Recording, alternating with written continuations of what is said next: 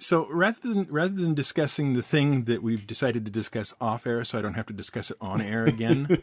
Yes. And if you, the listener, want to hear about that thing, well, I guess you can hit me up on Twitter or whatever. I was looking at what to do after the thing that we're not discussing in this show. Right. And you remember I told you I was playing a bunch of demos on the DS? Yeah. Phoenix Wright. Ah, yes. Looks really interesting to me. And I was quite pleased with the 2 demos that I've played of it. So, in fact, somebody is sending me a copy, and it's the wrong place to start, but it's good to have it as part of the series. Was sending me a copy of Phoenix Wright versus Professor Layton. Yeah, that's an interesting place to start. Yeah. So, because it's so not I'm really not a Phoenix Wright that. game. Yeah, I'm not going to start with that. Mm-hmm. It'll be part of the series that I eventually play. And the other one I was looking at, and it just had a sequel come out, is Bravely Default. Mm-hmm. Seems interesting. I'm not sure I totally understand it from its demo. I do not know anything about Bravely Default, except that the name is baffling. Okay, the name is easy enough to explain. Okay. You have basically, when you're in combat, you have basically 2 choices to make. Okay. You can either bravely attack or default to defense. If you default to defense, you can, and I'm going to explain this incorrectly, but I'm explaining incorrectly so it's clearly understandable. Okay. If you go into defense, you can save up your turns and then deploy them all in the same turn when you go back to bravely. Okay. So for every time you pull build defense, up sort of a combo. Kind of a combo thing, but it's more like I'm just going to defend for like 3 turns. Okay. And then on the 4th turn, I'm going to hit bravely. And then I will get to spend 1, 2, 3, 4 attacks. 1 for the turn I'm on and the 3 that I saved up on defense. Okay. Or 3 actions, whatever you want to call it. So that's what that's about. Okay. But now now I have a different problem with that name. Mm-hmm. That means the game is literally named for its central mechanic. Correct. So that would be like calling Doom Shooting Demons. Shoot and reload, yeah. Yeah. Well, wait. No, Doom didn't have reload.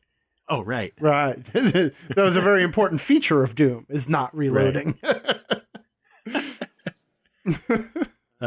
Yeah, but it's an interesting concept. Yeah.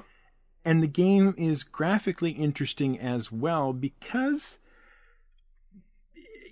your towns are 2D profile view, like skyline view. Right. But they're like super detailed and intricate and whatnot. In fact, almost to the point where on the 2DS, 3DS screen, it's really hard to tell where doors are. Oh, okay. So that you can find the various shops and whatnot. But it looks super cool. So the graphics are beautiful and obscuring at the same time. Yes. Now, admittedly, out in the overworld, it's, the standard sort of 3D, 3/4 overhead, isometric kind of look. But it seems interesting. I've only played like 20 or 30 minutes of the demo, but it's something I'm going to look up on and check into. Like I say, sequel just came out, cleverly titled Bravely Second. So I don't know. maybe there's no more defaulting. I have no idea. Phoenix Wright is fun. I actually played a couple of the chapters of Ace Attorney because they ended up on the iOS.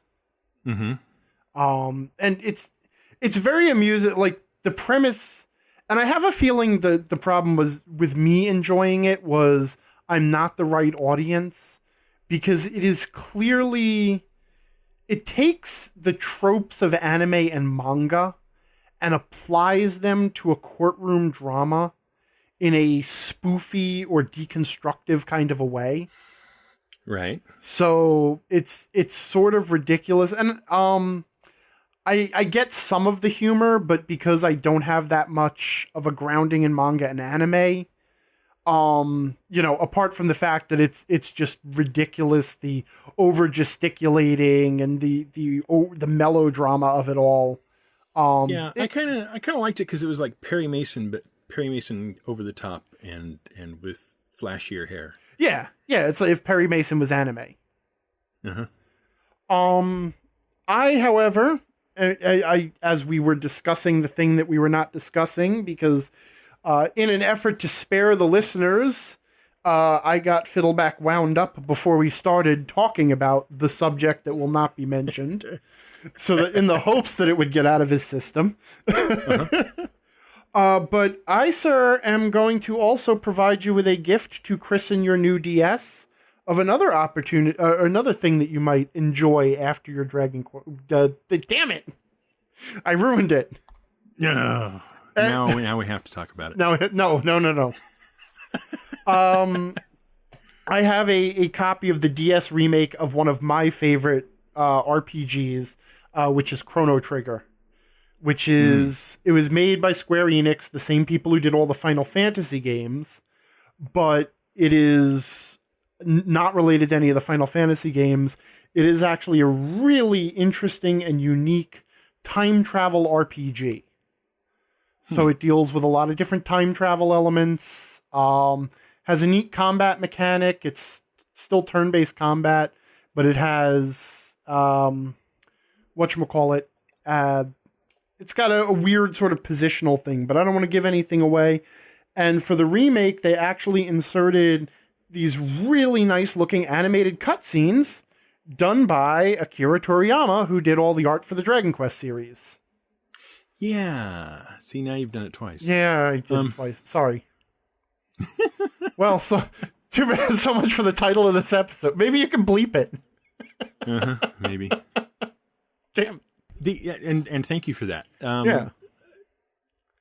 It's interesting. And the funny thing is, I mean, if I go like on the Nintendo eShop, right? Mm-hmm. And look at the titles that are coming out for the DS, the 3DS, I'm actually not all that interested in any of the current stuff. Although I suppose somebody's going to jump up and down and scream at me about Fire Emblem or that kind of stuff. Mm-hmm. But the older stuff, the stuff that was on DS rather than 3DS or 2DS, is pretty interesting. The RPG stuff in particular. Mm-hmm. So we'll see what happens with that. And the other thing I was absolutely fascinated to learn is as I'm playing the 5th installment of the thing we're not talking about. There's a whole system in there. This may sound familiar to you, about capturing monsters and making them fight each other as part of the regular play of the game. Yeah, Slime Rancher. No. Digimon. Close.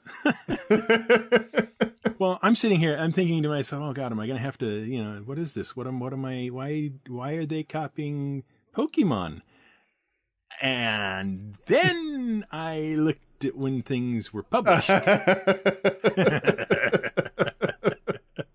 And then I went on the internet and did some typey research. Mm-hmm. And discovered that, in fact, the entire Pokemon franchise was based on this one sub-piece of the 5th installment of the series we're not talking about. Mm-hmm. How are you? How have you been? What have you been up to doing? Oh, well, I've had an exciting week. Mm-hmm. And I wasn't sure if I wanted to talk about the eventfulness of my week. Well, don't if you don't want to. Well, there is something that I have to bring up. So I'm just gonna mention this briefly. I was in the emergency room the other night. I have chronic blood pressure issues, and my blood pressure spiked because of some medication I was taking related to a cold. And they checked it out. Everything's fine. No problems. I just got to spend the night in the emergency room. But so here's the thing. Have you ever seen the Wong-Baker Faces Pain Rating Scale? So, say that again, but slowly in English. Wong-Baker, that's two names hyphenated because it was developed by these two doctors. The Faces Pain Rating Scale. So I assume that what this is, because I've never heard of it under this name. Right. I assume what this is that the doctor makes an assessment about your pain level based on the expression on your face. No. Okay. It is actually, so when you are in pain, the doctor asks you to rate your pain on a scale from 1 to 10. And they always describe 10 as being the worst pain you can possibly imagine. Oh, okay. And then as a visual aid to this scale, usually hung up on the wall or something, there is this little chart of faces. And I linked it to you so that you could take a look at it and you can maybe link one of them in the show notes. Absolutely. And so you get these little, they're like basically little smile faces for 0, 2, 4, 6, 8, and 10. And in looking at this scale, I am like, so the doctor asks you, are you hurting right now? And I said, yes, because I had a pressure headache from my blood pressure elevation. And said, are you hurting right now? And they're like, so on a scale from 1 to 10, with 10 being the worst pain you could imagine, how would you rate this pain? Now, the headache was particularly powerful. Okay, it was one of the more powerful pains I have felt because my blood pressure was extremely elevated. But when I'm immediately asked the worst pain I can imagine, being a gamer. Well, this is the thing, like being set on fire, so that my entire body is, burning in agony. Or having every bone in my body broken so that they are all like, multiple fractures and all the pieces have stuck out of my skin, right? I can imagine these things. I mean, I can't. Sure. But I can certainly imagine that there is no headache on the world that would approach those levels of pain. So I'm rating it like a 4. Okay? I'm not even halfway to that. So then I look over at this little scale. And the person who is a 4 is, you'll note that this person still has a slight smile. So person 0, no hurt, is a smiling, happy face. Person 2 is a smiling, happy face who only doesn't look as happy as they could possibly be because person 0 is next to them. Person 4 is a person who's having an okay day and just going about their business. Or a person, I would call that mildly amused. Yeah. Okay. Mildly amused. Person 6 is sleepy. Right? Yeah. Undercaffeinated, sleepy, first thing in the morning. Or, oh man, I forgot to get milk. Okay. Right. Person 8 is frowny. And person 10 is frowny and has a couple of tears. Yeah. Person 8 looks like he locked his keys in his car for the 3rd time this month. Right? And person 10 looks like he's locked his hand in the car for the first time this month. I wouldn't even say that. Okay? Maybe not. Because person 10 looks like the character on Game of Thrones they really liked just died. That's what person 10 looks like. Yeah. Okay? That is the face that you would... according to this scale, that is the face that is associated with the worst pain you can imagine. That's my favorite goldfish died right there. Right? First of all, the fact that his eyes are even open is already... If you are in the worst pain you can imagine, your eyes are not open. Neither is your mouth closed. No, neither is your mouth closed. In fact, in anime style, your mouth should take up about 3/4 of your head. Uh-huh. Okay? And And yes, there will be tears streaming out of your face, not 2 little droplets on each cheek. So I explained this to the doctor. And she says, I know, this thing is so ridiculous. And she said, and you would not believe the number of people who come in and they're sitting here and they're like texting on their phone or talking to someone with them while we're examining them. And then we ask them and they're like, oh, I'm a 9. But I just looked over at this face chart, as I'm saying, is this the worst pain I can imagine? And then I looked at the faces these are making. This is ridiculous. Person 10 should be on fire. Mm-hmm. Okay. On fire, knives sticking out of their head, the whole 9 yards. Yes. I mean, frankly, I think that around 7, somebody should be screaming. Yeah. Yeah. Or at least looking way more upset than the guy who just didn't have coffee this morning. So, anyway.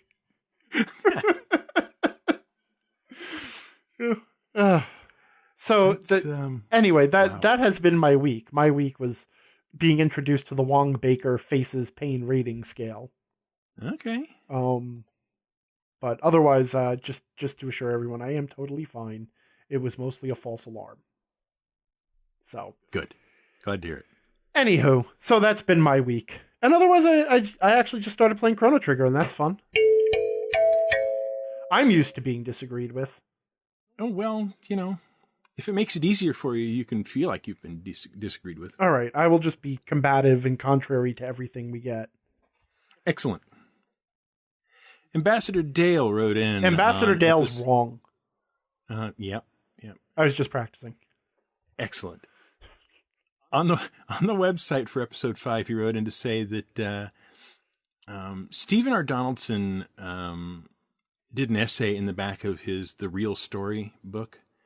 And he wanted to point out that Donaldson's thesis was that characters come in basically, well, all right. His thesis is that there are 2 basic types of serious kind of story, I guess. One is drama, one is melodrama. Okay. And the difference between those is that in melodrama, characters played a type. The villain is always the villain. The victim is always the victim, and the hero is always the hero, and they fulfill their roles. Okay. Like most fairy tales are melodrama. Okay, there's nothing too deep going on. They pretty much stay the same throughout the story. Okay. Okay, they have the audience basically boos the villain, fears for the victim, and cheers for the hero. I assume that's not to say there is no character development, just that everybody kind of stays on their. There's no heel face turns or anything like that. Right. Okay. Right. In drama, the characters change archetypes. So the villain becomes the victim becomes the hero becomes the villain, or they go around the circle in the other way. Or if the story is long enough, they go through all of the archetypes, and the audience has to work for your entertainment because the hero is flawed, the villain is human, and the victim is not blameless. And so we get into more complicated feelings about dramatic characters than melodramatic characters. And he was pointing all this out in the hopes of explaining why Star Wars original trilogy works far better than any of the subsequent Star Wars stuff. Oh, okay. Actually, I was kind of listening to this skeptically. Mm-hmm. I mean, it's an interesting point. I actually would like to read the entire essay. I might go check that out. Yeah, I looked for it. I could not find it anywhere. Well, looking at the real story, it does not seem to be particularly expensive right now. Yeah. You can get a paperback copy for $1 on Amazon. I just pulled it up. So, but that is an interesting point. It is something that I kind of observed, especially about the Force Awakens, where Rey is basically a flawless character from the beginning. She just basically has to become the hero that she already is. Mm-hmm. Whereas Luke, there were times where you just wanted to punch him in the face. You know? Yes, very much so. Anyway, but that's a really interesting point. Thank you for that, Dale. Yep. Thank you, Ambassador Dale, who also writes in again on episode 6. To offer, this isn't really something that requires our input, but if you would like to head over to the website for Digressions and Dragons at digressionsanddragons.com, go to episode 6. Down in the comments, you will find a village making spreadsheet for D&D 3.5 that you can download and use if you are interested. Oh, neat. That's the one we were talking about where they had the very, very detailed system for figuring out the demographics of every member of the population of an entire settlement. Yes. So, yeah, that could be fun to play with. There you go. Very cool. Thanks again, Dale. Regular Ambassador Bill. Wait, is Regular Ambassador a title now? No, it reflects the regularity with which he ambassadors. Oh, okay. Okay. Also on episode 6. We apparently episode 6 was really kind of a catch-all episode for us. He wants to know, because we were discussing non-traditional fantasy settings versus traditional ones with all the usual, dwarf, elf, and all that kind of stuff. Mm-hmm. He wants to know, could you run a setting with no humans in the setting at all, or do you always need to include them to make it recognizable enough and not utterly alien? I think you can. The problem is that whatever becomes the common species effectively becomes human anyway. Right. Or alternatively, I would say absolutely you can, because all of the races in all fantasy games are humans. Yes. I mean, it's kind of a really... There's actually a great... In Michael Crichton's book, Sphere, I think it was Sphere, where they're talking about the possibilities of alien life. They point out that generally when we imagine non-human races, we are very limited. We still fundamentally think of non-human races as humans, because they could be completely alien in ways we could not even imagine. For example, there is no reason why an alien couldn't exist in 4 dimensions and thus have no concept of the passage of time, or only, they would be kind of smeared out in time or something like that. That's one of the more outlandish ideas. But then there are also ideas like they might have no general sense of cause and effect. We think about that as a just a property of the universe, that a thing happens, it causes something else to happen, and then, and you can trace a line from thing to thing. But if you had an alien that would think in some sort of, say like, well, I mean, I can't even imagine how you would arrive at that, because I'm human, and trying to figure out what it would be like to think without that idea of cause and effect is weird. Even elves. I mean, elves are immortal, or at least they used to be. They literally do not die from aging, or they don't die. And in fact, Tolkien's elves, when they died, they were reborn as more elves. They were just they went to the hall of something, and then they got assigned a new elf body, and that was that. And, we don't think about how that would change your perspective. I mean, imagine if elves are immortal, like they do not age and die, but if they are violently killed, they are gone from the universe forever. How rare would an elvish adventurer be? And we don't even think about the fact that, like, elves wouldn't even need to react to most situations because they'll outlive most problems. Elves can afford to take an extremely long view of, there's humans starting to encroach on our lands. We can move off our land and come back in 1,000 years when the humans are all dead. That would literally be a reasonable approach for them. And it is one in some of the other writings from Tolkien that the elves do take. Right. In fact, that's why the elves were all like, well, we'll just, we don't need to be involved in this. Right. This is not our problem. This is your problem. Right. But the point is just that all of the fantasy races in the fantasy world are humans because humans are portraying them. Yeah. They have essentially human thought processes, and everything that we think of as the traits of these races are just really surface personality traits. It's like, they're humans, but what if? You know? They're humans, but what if they were really good craftsmen and lived underground? You know, like, that's dwarves. Yeah. You know? And that is the essential problem. It's just human with a slightly different version on it. You know, I was sitting here trying to think of what kind of... I mean, everybody jumps on the hive mind thing, but really that's just what if all humans were really organized thinkers and could share their thoughts. Right. You know, and even then, when people play, when you play as a hive, like, I don't think anybody... I'm trying to think of a race in an RPG that has had that hive mind effect and how you play it. Well, like, the ASMR in 4th edition, or I'm sorry, the Deva in 4th edition, they had the memories of all of their reincarnated selves and many other members of their race. And it basically manifested itself as this weird random bonuses and knowledge that the GM could just hand you. So anything that is really, really beyond the pale for human thinking just gets relegated to a situational mechanic.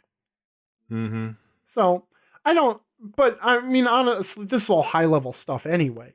You know, yeah, you certainly could run a setting with no humans, but the thing is, what you're always going to have, and I mean, this is true of all your races. All of your races have to be something that people can identify with, so that people can actually play them.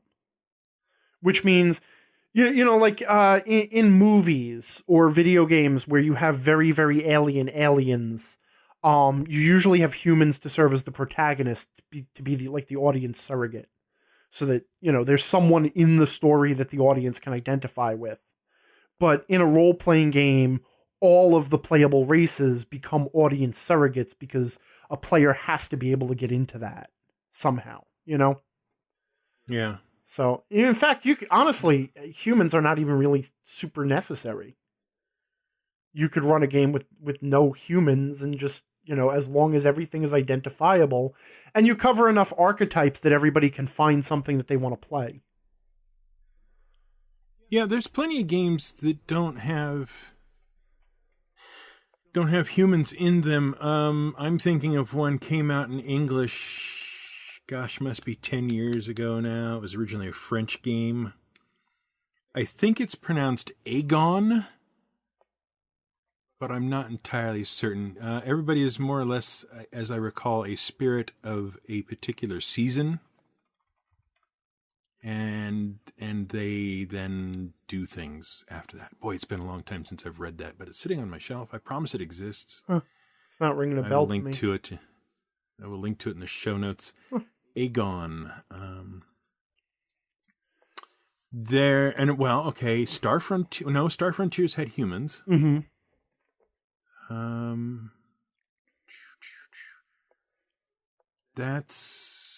I know there's more examples, but I can't think of what they are right now.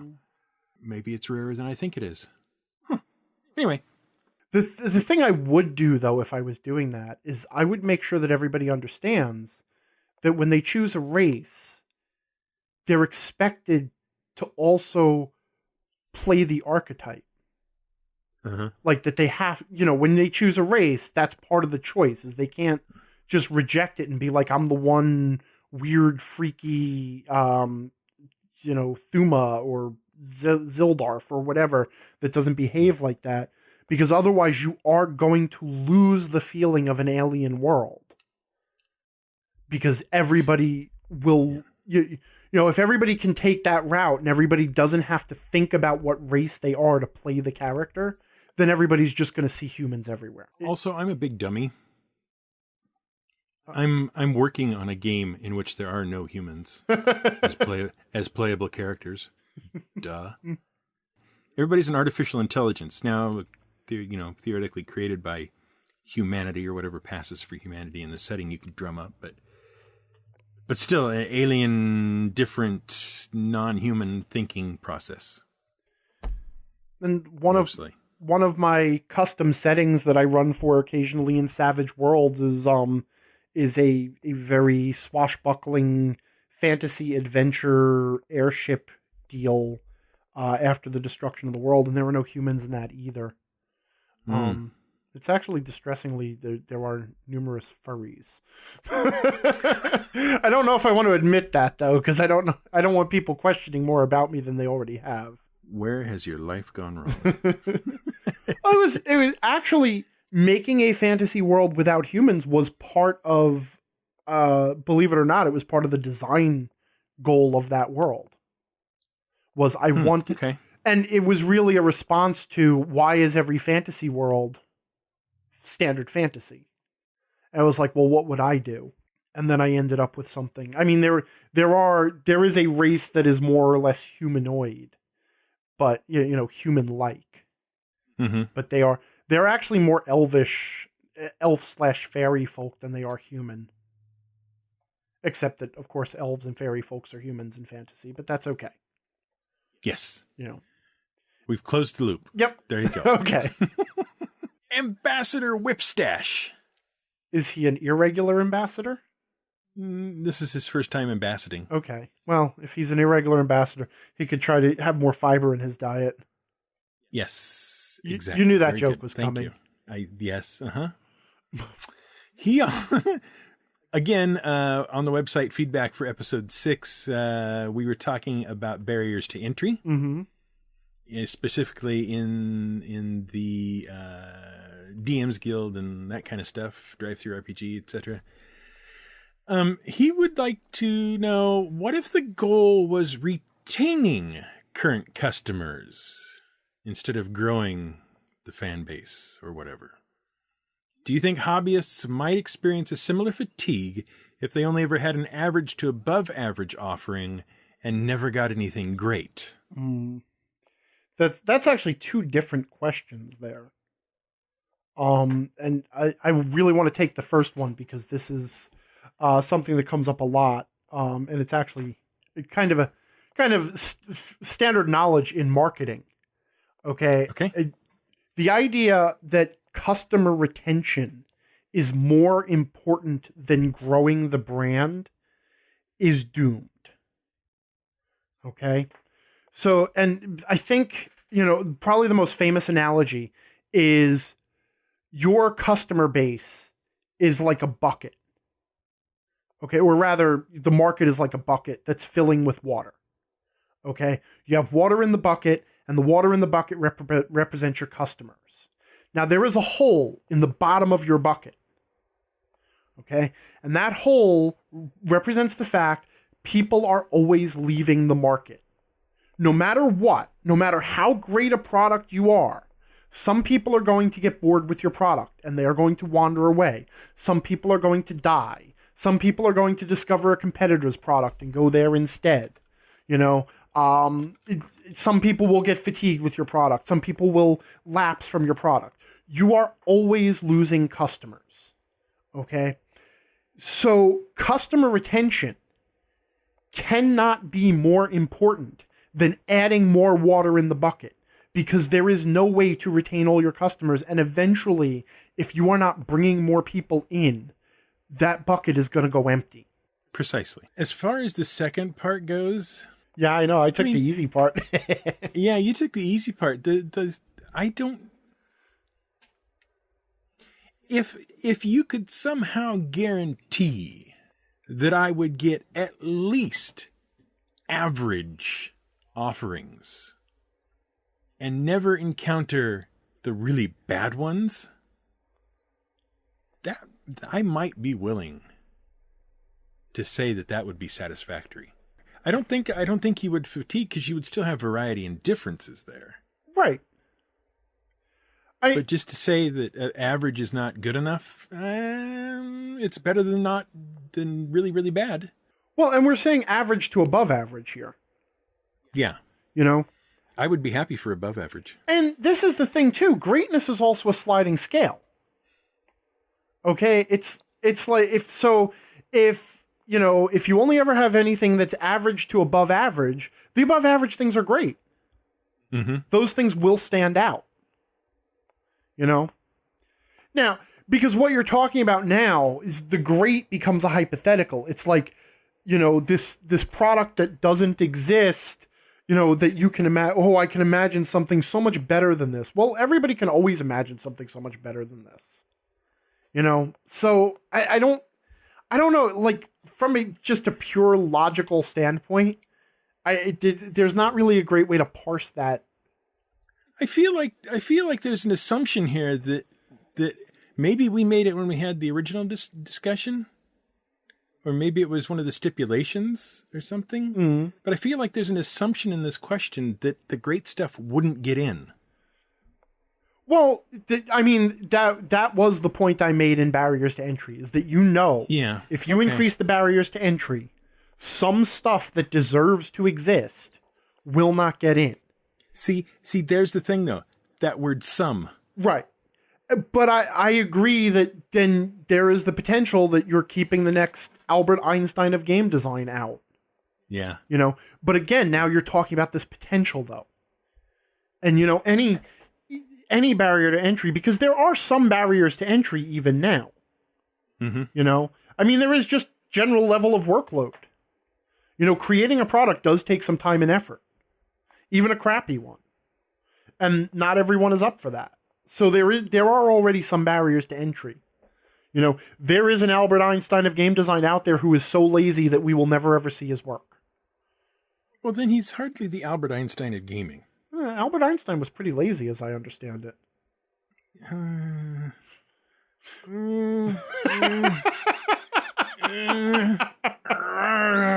No. I am no. I'm not going to agree to that. Oh, come on. Wait, he only wrote 6 papers that revolutionized physics in 1 year. He could have done 8. Was it 6 or 5? I don't know. But I feel like he might very well have been lazy in areas of his life that did not matter to him. Which I think is the distinction we want here. If it matters to you to produce something good, to be the Albert Einstein of game design, then that's where you're going to focus your efforts, and those barriers you will overcome those barriers, because that's what you need to do to make your thing. Well, except again that there are always any barrier to entry could be insurmountable for someone. You think about it now, like even, raising money, even on Kickstarter, it's not hard, but, not everyone can do it. And there are plenty of probably perfectly good products that just do not get funded on Kickstarter because, the person doesn't have the salesmanship or the social media reach or the marketing savvy to get it out there. So like I said, I understand this question. There is always the potential that a great thing will be kept out of the market by barriers to entry. Right. But I don't think that they're automatic. Like, so if you say that, like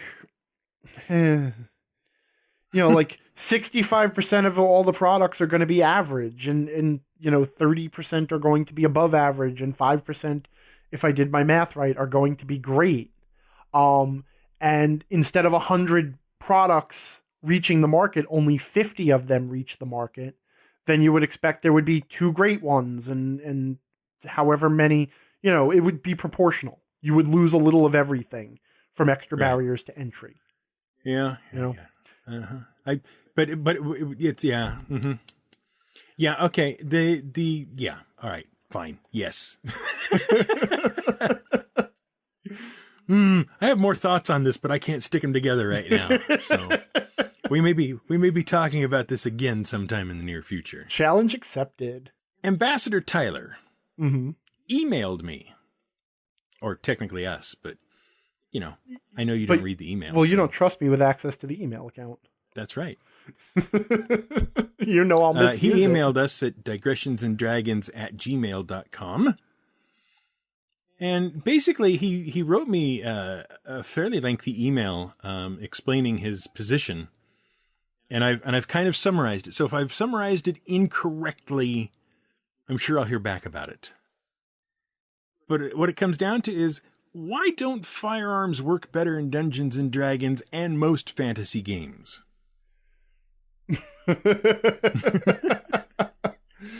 He has some specific examples about muskets and, that kind of stuff and the technology they had available. And then he points to the gunslinger and Pathfinder and, some other stuff like that. But the general thrust of the email was, these things don't work as good as they should. Why not? There's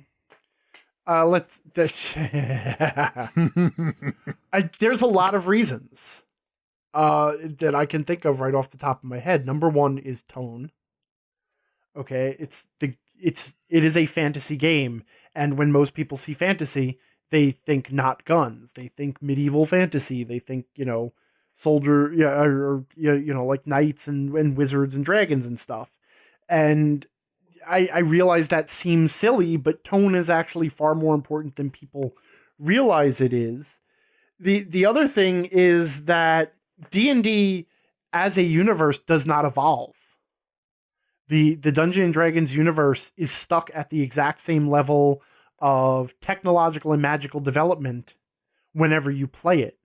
And the thing is, as once guns started becoming available enough that substantial numbers of people could be armed with them, or that you could even expect, that anybody other than the super rich had them, and that they were anything other than a novelty, or that they weren't likely to blow someone's off arm. That was sort of the end of mounted knights and armor and all of that. That technology changed warfare forever. And so it would sort of be the end of Dungeons and Dragons. It would be kind of the waning days. And I'm not saying you couldn't do it. Like, obviously, Warhammer Fantasy and Shadows of the Demon Lord, and there's a bunch of other stuff that's more spellpunk type stuff. Would you reach over to your bookshelf, sir, and pull down D20 Modern? I don't have it. Oh. Not anymore, I'm sorry. Oh. It did not survive the move. It was one I sold off. Okay. Because D20 Modern, of course, being modern, had guns in it and whatnot. Mm-hmm. And I was just thinking, because you were saying, as soon as those firearms get introduced and they prove to be semi-reliable and semi-safe, and semi-available.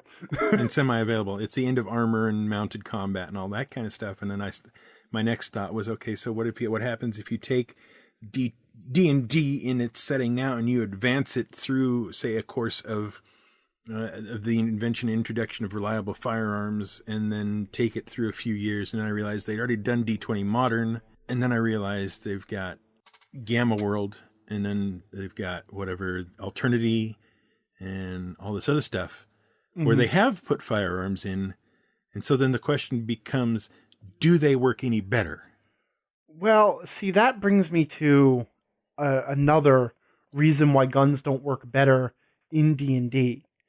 And that is because D&D is a game of melee combat. The primary mode of engagement is melee in D&D. And that means that there's a lot of mechanics that just are not in D&D that you find in other games. Things like more rigorous rules for line of sight and cover. Things for aiming. Things for how moving changes how difficult you are to hit. So if you have moved during a turn, there's generally a modifier to your defense because you're harder to shoot. The ranges and the movement speeds are modified to allow for the fact that battlefields take up more space because combat happens over a longer distance. And melee characters, once everybody has an easy range option, or many, many people have an easy range option that is lethally dangerous, melee becomes pretty much obsolete. Until, we're talking on the scale of the small unit tactics that happen in D&D. Obviously militarily things are different, but and it's not like they don't have firearms in D&D. They just don't really have small, readily available firearms. Right. And even when they do add firearms to them, they're not as effective as they could be. And the other thing too, I mean, this is an issue that like even video games run into, is if guns were as effective as they were in real life, the game would not be fun to play. But then I will also invite you to consider the fact that if swords were as effective in D&D as they are in real life, that game would not be fun to play. No. You could only afford to be hit once. Right? And, I mean... Hit points, not a thing. You have one. Yeah. When it's gone, you're dead. At the very least, you're having a limb removed. Yeah. What I'm just thinking of the... there's a character in the first book of Game of Thrones who sustains one single deep sword cut to his chest that becomes infected and takes the character's life, over the course of several chapters. Spoilers. Well, I didn't mention which character it is. I guess if you see a character who takes a chest wound. Oh my God, one of the characters in Games of Thrones dies? It'd be a spoiler if I said who didn't die. If I gave a list of the 4 people who survived to the end of the first book. Yeah. Aces and Eights by Kenzer and Company. Mm-hmm. They're Wild West, fantasy Wild West game. I mean, not fantasy as in like there's ogres and things. I just mean it's a fantastical Wild West. Yeah. It has a shot clock in it. Basically, at least in the first version of it, the first edition of it, you had a silhouette, which represented roughly what your character was doing. I think there was standing, squatting, and I think there was laying down or something like that. Right. And then you had an overlay that went over the top of that, and then a card draw would determine, based on where you were aiming, where your shot actually landed. Mm-hmm. I've never actually played Aces and Eights, though I do have the book, because it's actually much more of a set of miniature rules than it is a wholehearted RPG. Yeah. It's still good, but it was just something I couldn't get on the table because of that. Yeah, if I remember correctly, it's been a while since I read Aces and Eights. It follows the style of a collection of mini games and subsystems. But at least, because you were talking about the aiming and the movement and all that kind of stuff, so I thought I'd throw that in there. There is ranged combat in D&D, but it's minor ranged combat, and it works. It's basically melee combat at a distance. The few nods that are done to it, like the cover and concealment stuff, is fairly minor. This next piece of feedback is actually, I got another email. Okay. And it has a name, which I have used Google Translate to get it into something approximating what it says is English. And then we're going to filter it through my abysmal pronunciation skills. Okay. And this is just a reply because the actual message itself took some work. Okay. So and it doesn't really require a direct response from us other than I'm going to do it this way.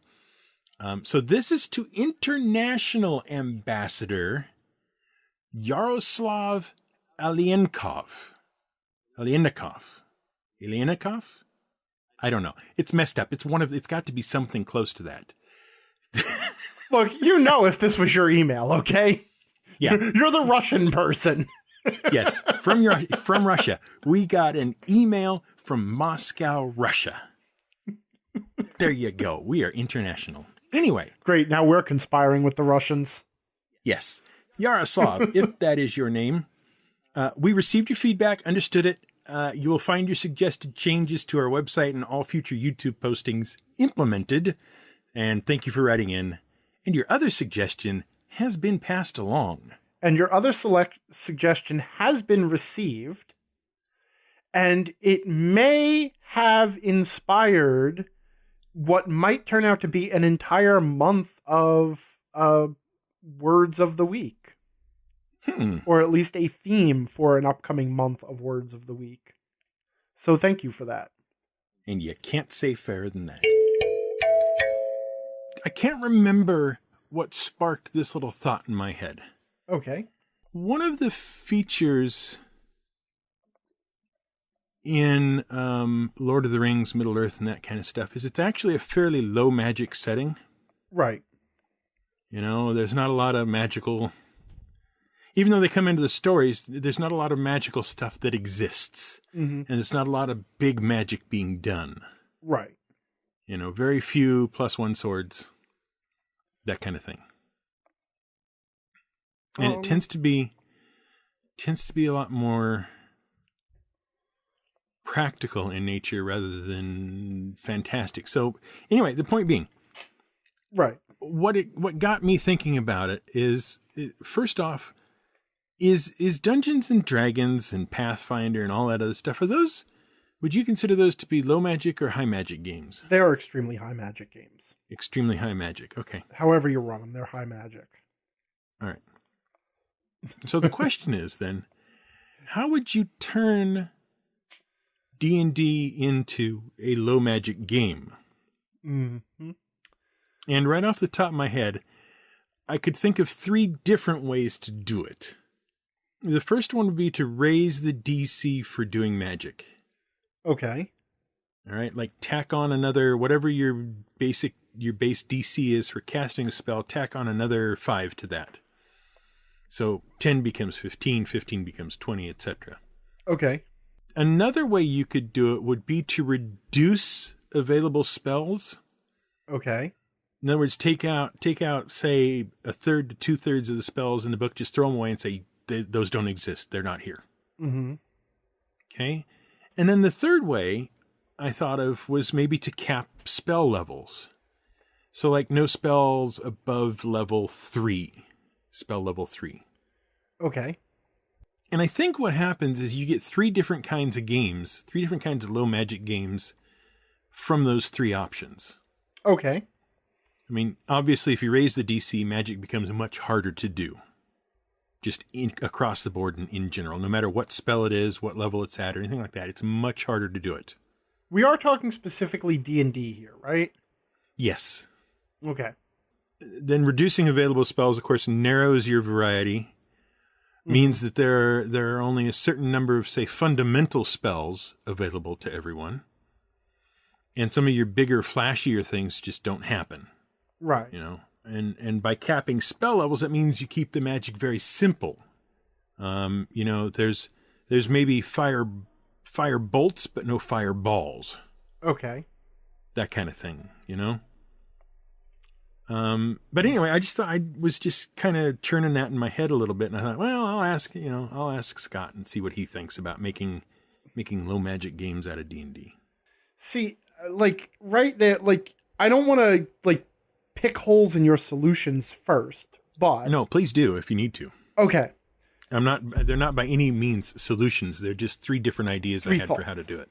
I understand what you're going for with the raising the DC for magic, but except for spells that involve a magical attack roll or spells that inflict something on an opponent, and you know, all the other spells in the game, they don't really involve die rolls. You know what I mean? There's not really a spell skill where you roll to make a spell happen. What generally, like even if you fail like the attack roll with a firebolt, then like in the logic of the game, the firebolt happened, it missed. You know, so there's still slinging fire around, and I'm not sure that would really have the impact that you're looking for. And there's a macro problem with all solutions in D&D, which I'll come back to, I think. Okay. Personally. But so that issue right there, like raising the DC for magic, I don't think it'll have like an across the board effect like you're hoping. Reducing the available spells and capping the spell levels are basically two facets of the same idea. And those come down to... All right, so here's the macro problem. Okay? Mm-hmm. D&D is a game of action fantasy adventure. Right? I mean, we accept that. We know that there's going to be a lot of fighting going on.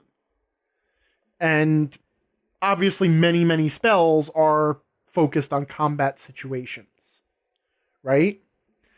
And the game is balanced such that characters who are spellcasters, their effectiveness in the game is based on their ability to cast spells.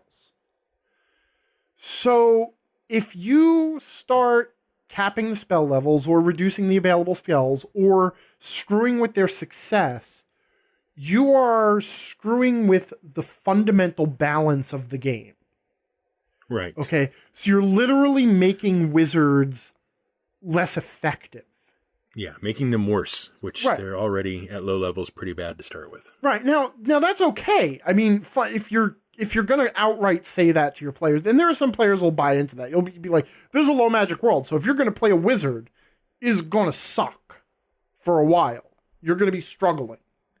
But, if you stick at it and you survive, you'll pay off in the long term, which is sort of, now you're going back to the early editions of D&D. Where the wizard burned their one magic missile or their one cure light wounds or cure wounds or whatever. And then that was it for the day. If it was a cleric, it was the cure wounds. Right? Mm-hmm. But the game sort of assumes that you're going to have wizards throwing magic every round. And without that, they are going to lag behind the other characters. You can do it, but it's going to screw with the game. On top of that, in addition to the spells themselves, every class that has any magic at all, and some classes that otherwise don't have magic, have supernatural and magical abilities alongside that. Like, the clerics have channel divinity, right? And warlocks have, like pact blades and non-spell magic effects. They get invocations that are a bunch of spells that aren't spells because reasons. And druids can shapeshift and all of that stuff. And if you're really going for a feeling of low magic, you've got to get rid of that stuff too, or you've got to reduce it. And quite honestly, if I got to be honest, if I was running a low magic game, the first thing I'd consider is whether the players can do more than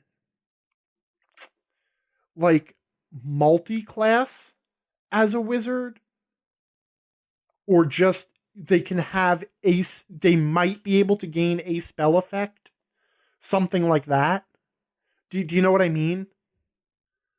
Right. Like I would actually, if I wanted to run a low magic fantasy game, the first thing I would consider is removing all of the magic classes. Yeah. And then at that point, now I'm rewriting the classes, because once you remove all the magic classes, there's not enough left. So you would really need to rebuild the game from the ground up. And then if you're going to do that anyway, you might just as well go with a game that better handles that. Because ultimately, if you want the Conan, D&D is not the Conan the Barbarian feel. Mm-hmm. It's not the feel of good aligned, or chaotically good aligned warriors against evil wizards and witches and sorcerers and stuff. So I hate to say it, but I think that attacking any modern edition of D&D and trying to make it low magic, it's kind of like trying to run D&D without the combat. It's like, yeah, you can do it, but you're kind of missing the point of the game, and you're leaving a lot of the game on the table. I wish I could remember what sparked this in the first place, but I didn't make a note of it. So who knows? Maybe I was thinking of something else entirely, but whatever. The point being, but you're right though. I mean, Dungeons and Dragons and its cousins are very much involved in the magic side of things, as anybody who's ever read Dark Dungeons can tell you. That reminds me, I actually have Green Ronin's sort of Song of Ice and Fire RPG, and I still have not broken it open and looked at it. Huh. I've been told to. It supposedly has an excellent social interaction mechanic. Oh, yeah. So it would kind of have to. Yeah. But, if you were running, that's a perfect low magic fantasy world. What if we replaced magic with guns?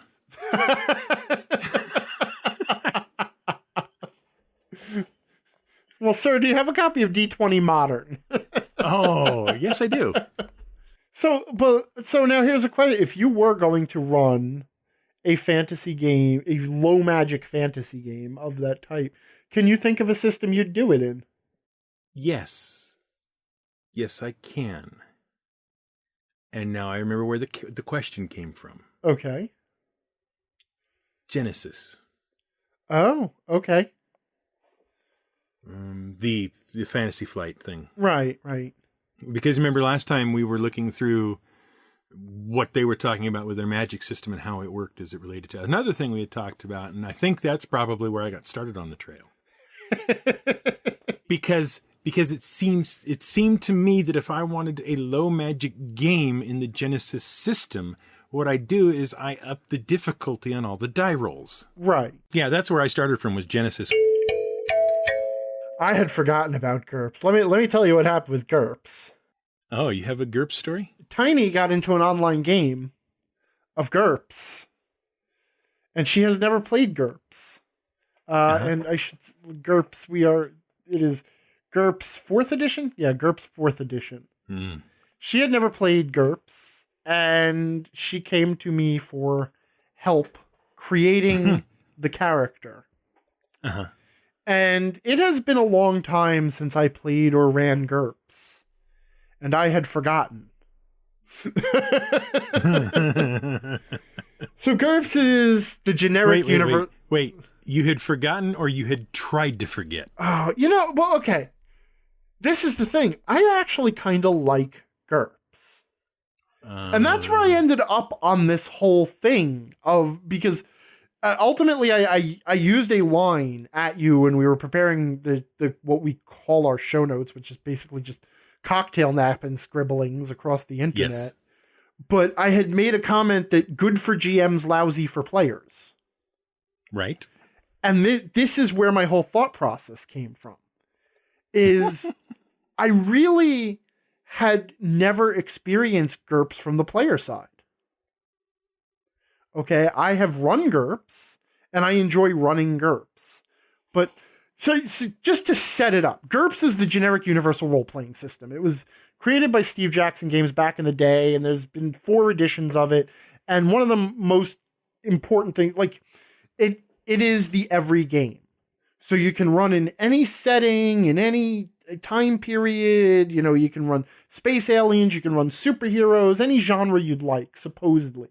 And it used to be, I guess there still is, there's a bunch of splat books that add specific options and rules and whatever. So you could get GURPS sci-fi or GURPS fantasy or GURPS horror or GURPS cyberpunk or whatever, and get all these different additional rules, but you don't need them. And the idea was that it would allow the GM to create whatever game they wanted to run. From a player standpoint, though, there's no classes. Okay, instead, you build up your character as a collection of stats, traits, disadvantages or handicaps, and skills, and lots of skills. And the skill list in GURPS is like extensive because it's got to cover everything from any tech level you can imagine. So there's swordsmanship and, like starship navigation and everything in between all on this list. Okay. And because the character generation is so open-ended, you can't just sit and make a character. You can't be like, oh, I got to make a character for this game. What am I going to make? And Tiny didn't understand that because she's played D&D and Pathfinder and a bunch of other games, but she's always played class-based games where you start by picking an archetype. The game presents you, do you want to be the fighter type? Do you want to be the soldier type? Whatever, I guess fighter and soldier are the same thing. But and then you pick that, and then you kind of tweak your archetype to match the idea that you want to play. So you start from archetype. In GURPS, there are no archetypes. Instead, you have to start from a character concept. So I actually had to sit Tiny down and ask her, like, okay, what type of character do you want to play? And this is an interesting. It's a near future game set on Mars.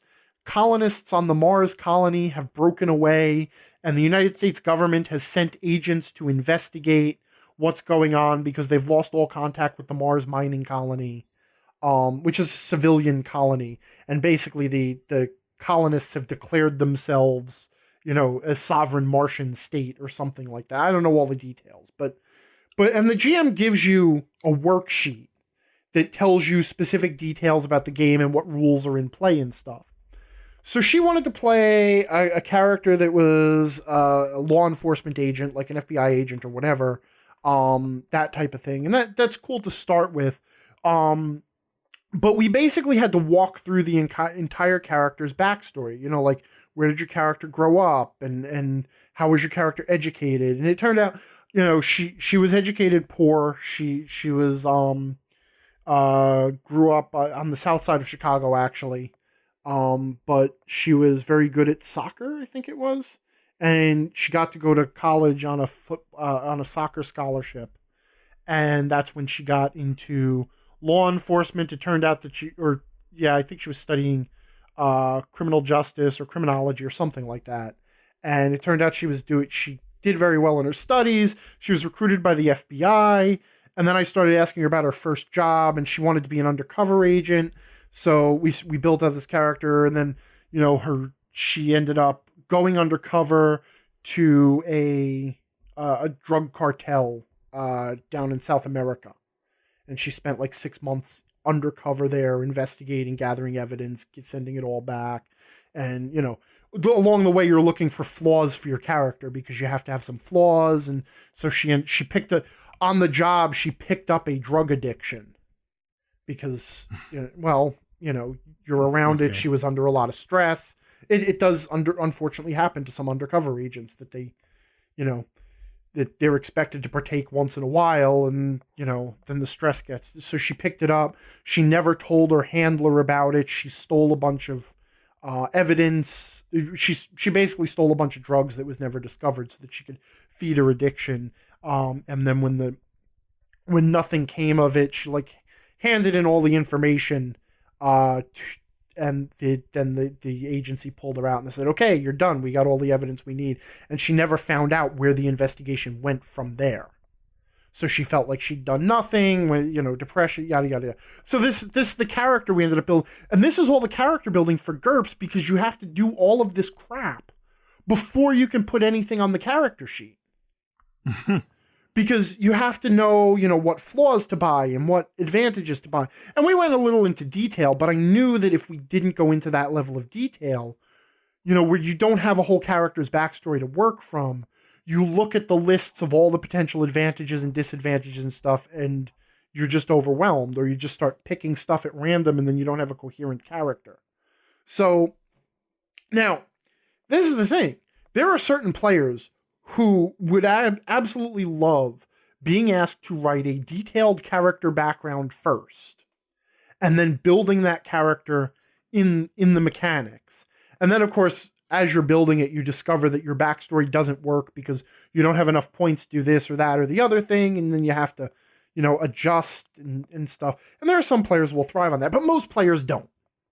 Most players do not want that level of complexity in character building. Which is why the most common D&D character is a human fighter, which we can now state categorically is true.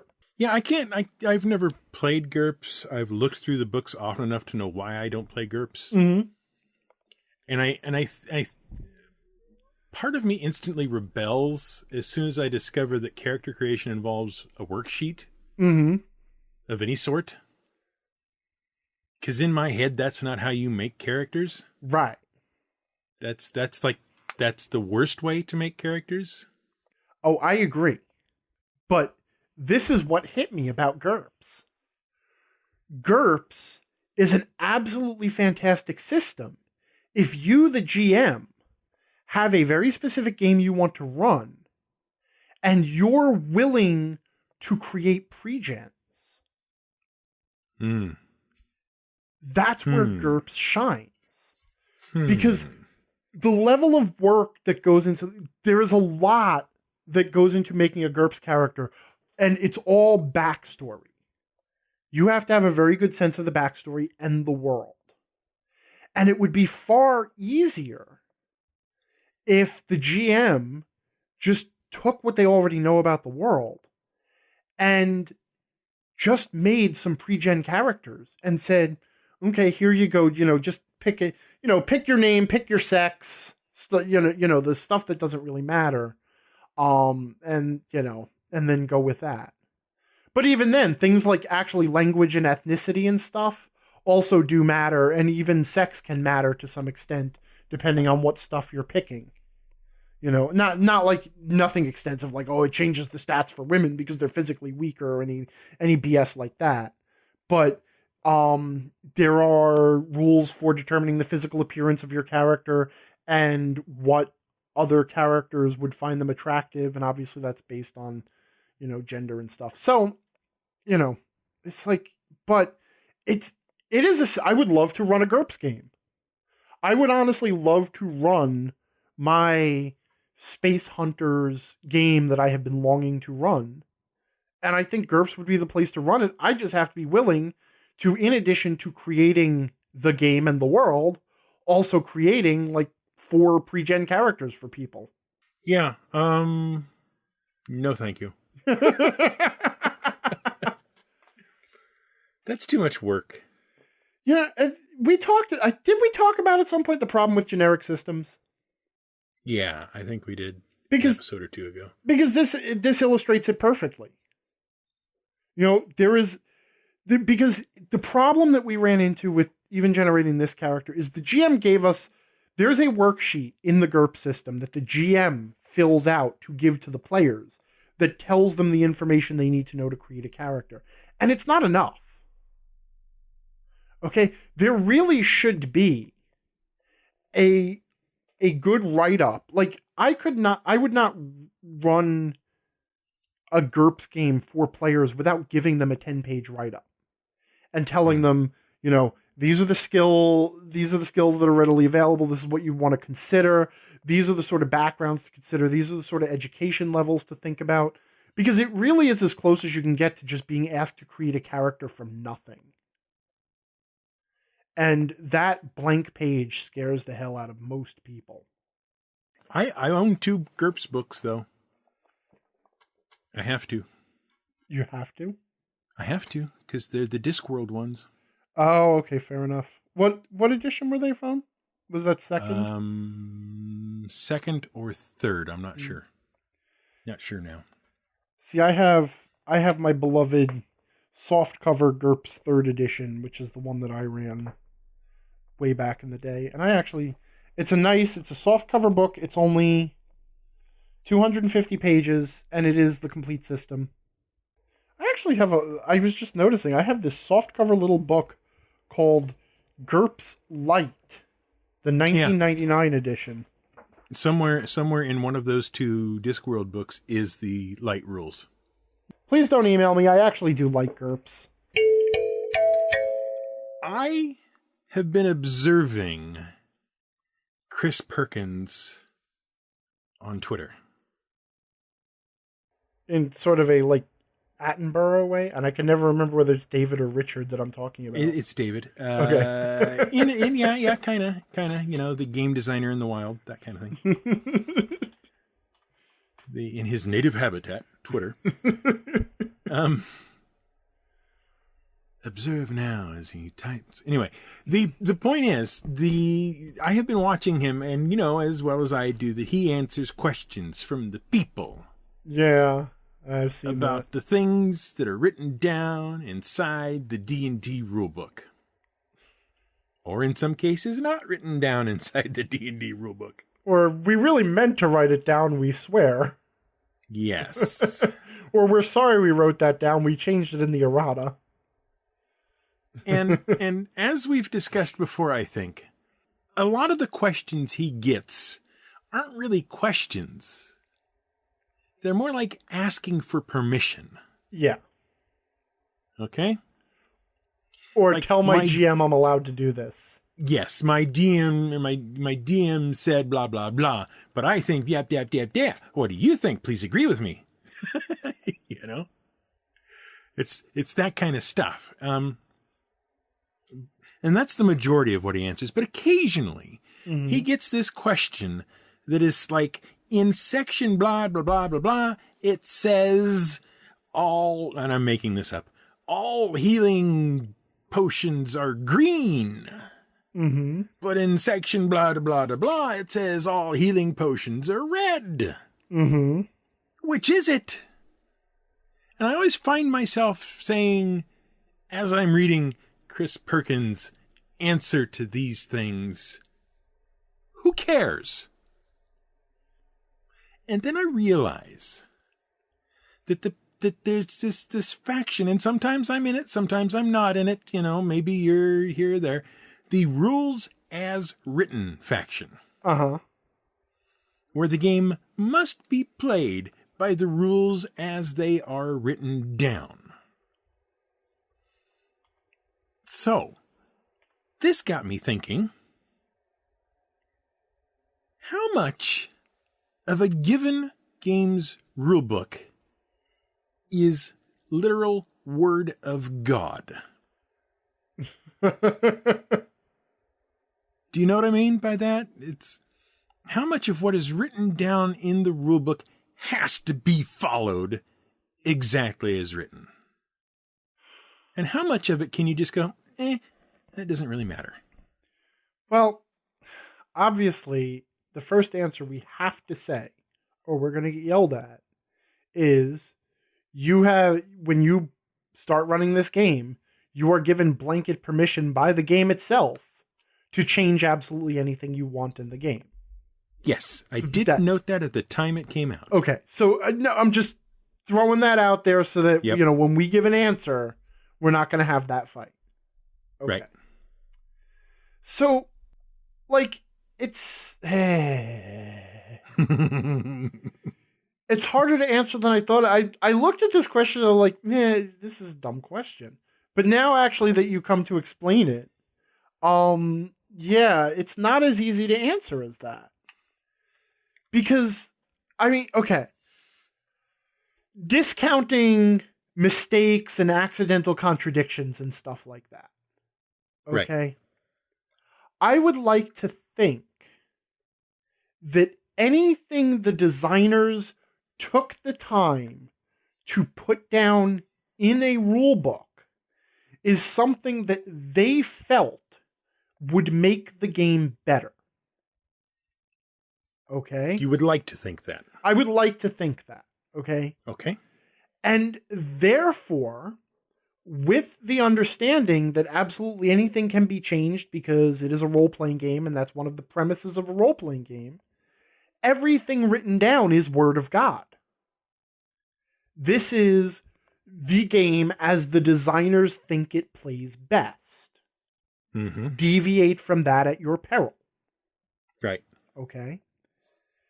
That said, this is where we get into some complexity.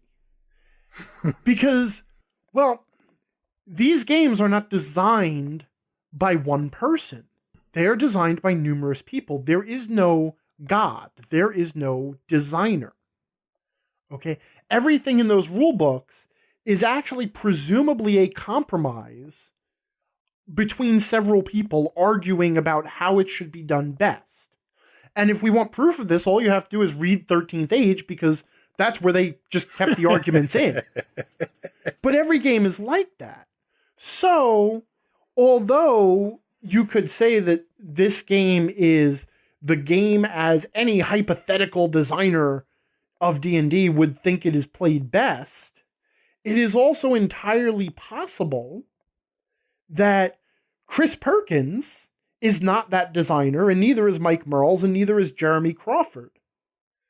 That designer is, a hypothetical entity that is none of them. So they might actually have different answers. They might not play the game as written. What? You mean Chris Perkins, when he sits down at his table, is not running 100% pure D&D? Well, we know he's not. We've watched him. Oh. And we know Merle's isn't because he doesn't seem to know the rules. We love you, Merlesy, but gee whiz. Well, he's actually, yeah. So I had a joke about this because 3 of them answer questions about D&D on Twitter. You have Perkins, Crawford, and Merles. And Perkins generally seems to answer the rule of cool. Merle seems to give random answers, and then Crawford seems to actually know the rule books and corrects Merle's. And that seems to be their 3 roles. Though Merle's doesn't seem as talkative on Twitter lately. Yeah. So, anyway. No, but obviously we kid. But, I mean, the thing is, though, in practice, there are certainly things that are in that rule book that are not there to make the game better, except insofar as the game is better because they exist. For example, specifying the color of healing potions, which I believe is red, by the way. Well, whatever. As, that's not something that has any sort of impact on the game. But it is included as a detail because it makes the game feel like it's representing a world, which is what a role-playing game is supposed to feel like. And I would argue that 5th edition is actually sorely lacking in the stuff that makes the game feel like a world. That there's not enough of that little stuff. Yeah. It sort of bothers me that the only thing we know about any of the weapons is their stats, and they don't even bother to describe a scimitar or draw a picture of it. And then there's the other question is, what they wrote down versus what they intended to write. Because there's always either poor communication or unexpected interactions or, various reasons why what they wrote down does not sufficiently communicate how they want the game to be played. Whether it's when these 2 spells get cast together, they create a problem, and no, we never intended that problem to be in the game, we just overlooked it, so you should change that rule or whatever. So, yeah, I don't know. Well, look, should a player from my game be able to go to your table, sit down, and play exactly the same game he was playing at my table? Should? like as in, is that the right thing? And there's some moral imperative for how the game should work? Yeah, I mean, exactly. Is there that should be possible? That is the way it is meant to work? Does that do a service to the game? Can we answer it in those terms? Does that make the game better if a person can go from my table to your table and play the same game? Because I will say, to some extent, that makes it easier for everyone involved. Mm-hmm. When I get a player who came from someone else's table or who was taught by someone else, I don't have to re-educate them. And if people go from organized play at a convention to organized play at a game store, and then they find a home game, then, they don't have to relearn a whole bunch, and it makes the game easier. Yeah, I would say there's some benefit to the game if things work mostly the same from place to place. But in terms of, is there, should a player be able to come from your game to my game without changing their assumptions? No, there's nothing in that where I should be beholden to the rules in the rule book just because there's a chance that one of your players is going to come to my table eventually. That's silly. But you know what? This comes back down to that whole question. we talked about it like in the first or second episode of this, which is, yes, in theory, it is really nice if every gamer thinks of themselves as an ambassador for the industry and does what's best for the game. In practice, though, it's silly to expect gamers to do that. They're just all in it to have fun. So yeah, it's good for the game if everybody can move from table to table and know exactly what to expect. But in practice, it's silly to expect that. Okay, so in practice, it's silly to expect that. Why then is there so much effort expended on trying to, and I don't necessarily mean by the devs, I mean by the player base in general, I think. So much effort expended on trying to make everybody else's game conform to what they think is the correct game. Insofar as arguing that there's a certain way to play? Mm-hmm. That there are rules that are inviolate, that there's a preferred method of play, that there's a clearly right way and a clearly wrong way to play. Because you could argue that I am such a person that spends an inordinate amount of time telling other people how they should be doing it right. I certainly do. Mm-hmm. And the reason I do that is because I have found a method that works, and I realized that took many years to develop, and that the game is esoteric enough and requires enough skills that any way to help other people be good at it is a benefit to them. So in that respect, I am actually an altruist. I actually just want to help people run better games so that they don't have to screw up as much as I did to get to the point where everybody's having the best time they can have. That said, there are also plenty of selfish reasons. Mostly, there are people who like to be right, and there are people who like to argue. And you know what? I've actually been both of those people as well. And there's obviously when you have a passion for something, when you love something, you take it seriously, right? I mean, we sit here and we spend 2 hours every week just recording this podcast because we have a love of gaming and all the things orbiting it. So we're passionate about that. But that also means that we have a certain, I want to say pride. Okay? I mean, with passion comes pride. I am proud of the years that I have put into gaming, and I think that I have figured out how to do it particularly well. And I want other people to see that.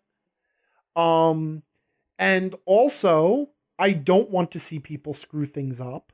And sometimes I do get some tunnel vision and say, oh, you're going to destroy your game if you do it this way. Don't do it that way. Trust me, don't do it that way. And I start to get a little thumping on the rule books and telling people, look, if you do this, you're going to break game balance. And then I have to back away from that. So I think there's a lot of reasons why people do spend time telling people how they should play the game. But I think it's also imperative that everybody who is involved in this game understand that it's just not that important. So if you go on my website and I'm telling you, don't do it this way, this is terrible, or do it this way, this is the only right way, and you're doing it differently and having a grand old time, then what I've said really shouldn't affect you in any way. And you really shouldn't lose your mind about it. Or if you have better advice, offer that advice out. That's fine too. But there is an urge to fight. And I think that's part and parcel of the internet. That it attracts a lot of people who like to win the argument. And I'm one of them. I can't lie and say I'm not. I'm of the opinion that there wouldn't be rules in the book if there wasn't a preferred method of play. But that does not make it the only method of play. Right.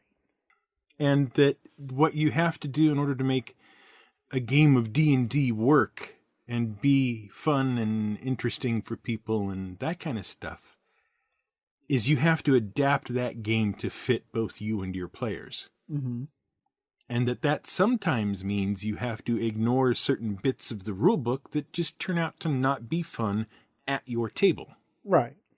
But I don't think I'm going to go out and say you must play the way I have said. Mm-hmm. I don't think that's something I'm likely to do because I frankly, on two fronts, you're not at my table. Right. And I don't care. Right. Of course. You know? Mm-hmm. It's just like you play your way because it's going to fit your players. Hopefully, if you've got a group of players that sticks around with you, whatever you're doing, whatever method you're playing in, whatever rules you're using or have changed or not changed or whatever, if it's working for your people, do it.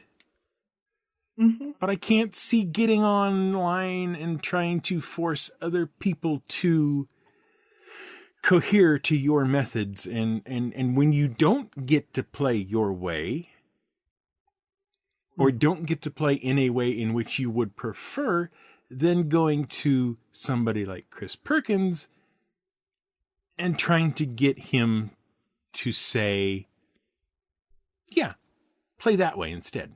I think that we could both fall into a trap here of assuming the worst intentions of the people who are asking Chris Perkins.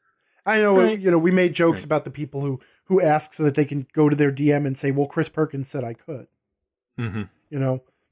But I think honestly, it's more, I don't want to say ignorance, inexperience.